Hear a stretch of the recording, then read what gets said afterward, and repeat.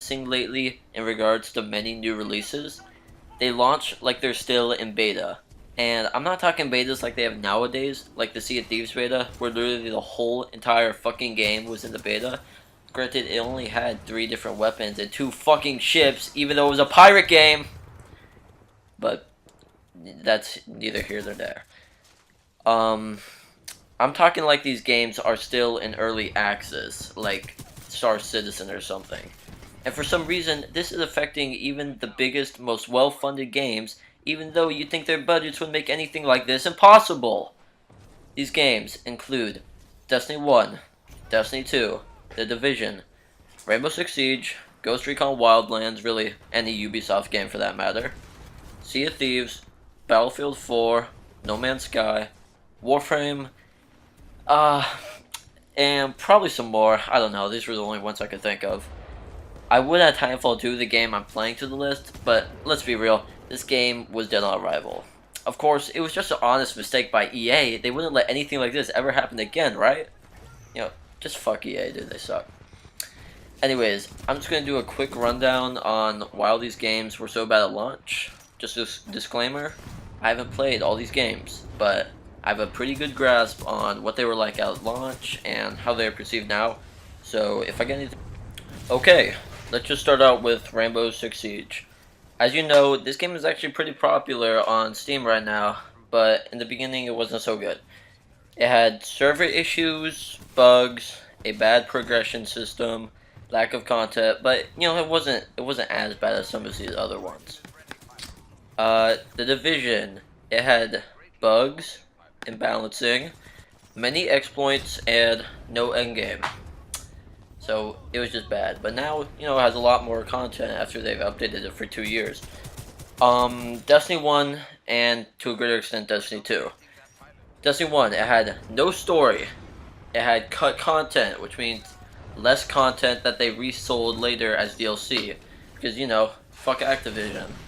It also had no endgame, and you really had nothing to do except get different guns. And once you actually got the guns, you know, you had nothing else to do. It's like life. You might as well just kill yourself at that point.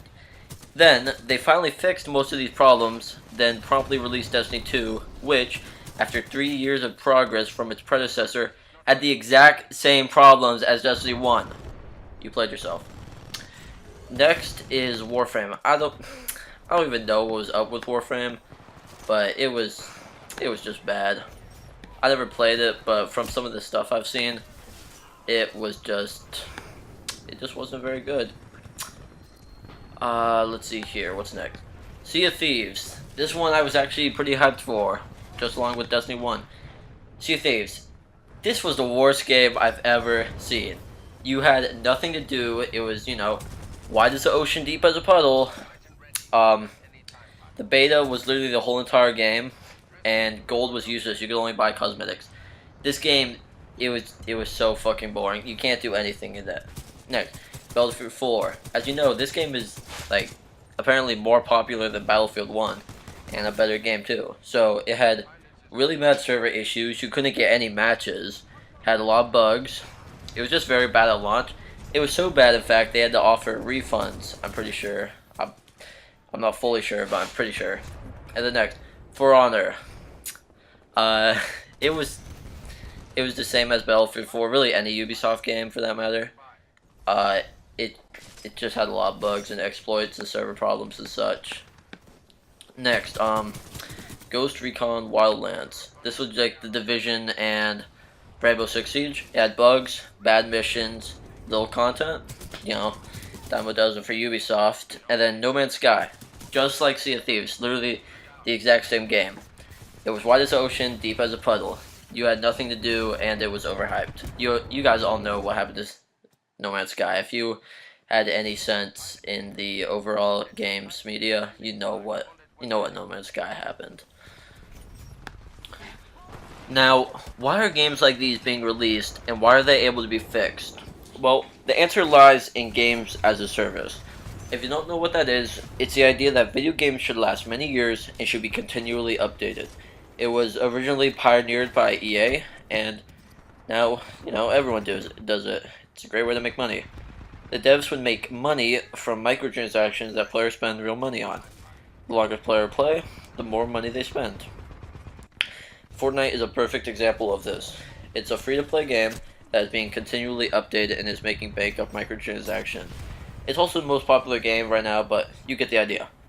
Many online games are adopting this model, which is why they can be brought back like this.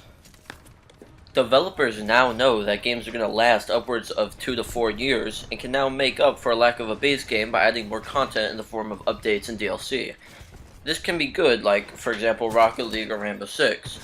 Rocket League has been seeing consistent player counts in the 50,000 since launch, and R6 has redeemed itself and only gotten bigger as time has gone by. This can also be bad, especially in the case of Destiny 1.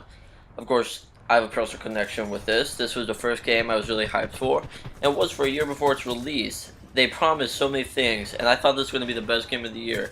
As it turned out, though, they cut out half the fucking content because they screwed up the story, then sold it as DLC. They finally made it into a somewhat decent game after 3 years. $100 to $10 worth of DLC. Fuck Activision, dude, honestly. Worse than EA. Now, is this practice good for gaming? I'm gonna have to go with the solid no. Like, I'm fine with DLC and such, but having a game last 3 years just stifles innovation because why make a new game when you can just update one you already have? It also incentivizes devs to cut content and release it later because most of their money will be coming from microtransactions anyways, and the cut content can be used as free updates, driving player engagement, and leading to more spending on microtransactions. Sure, there are some upsides to this, like keeping your favorite games fresh for many years, but if players truly like a game, they will continue to play it even if it doesn't have content updates.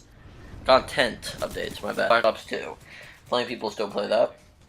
It also promotes shady practices like loot boxes and making people pay for premium even when the game already costs $60. Just look at Destiny 2 Eververse. They put so much shit in there that it's literally become the end game. Like, there are so many sparrows and, well, I guess there's only one armor set, but shaders and, you know, I haven't played Destiny 2 in so long, but there's so much stuff in there that most of the items you get come from Eververse.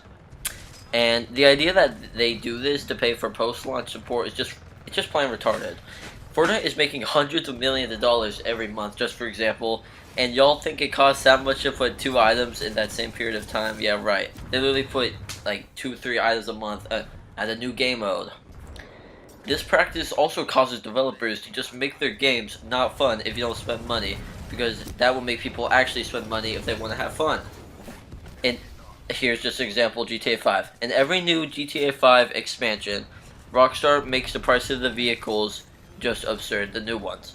Meaning, you can either spend a week grinding for one car, or just spend real money and get it now. Free content my ass. Like, in this, I forgot, the last expansion I played was that, you know, the one with the flying cars.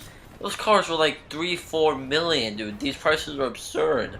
Like, if you're not spending $100 on the shark guard, you're not getting any of this. Anyways. Like, now, this is going to be the norm for Red Dead Redemption 2 and GTA 6, completely ruining their online game modes. I mean, they could have been fun, but now they're going to be solely designed for money because they're making bank off these microtransactions, like $500 million or something.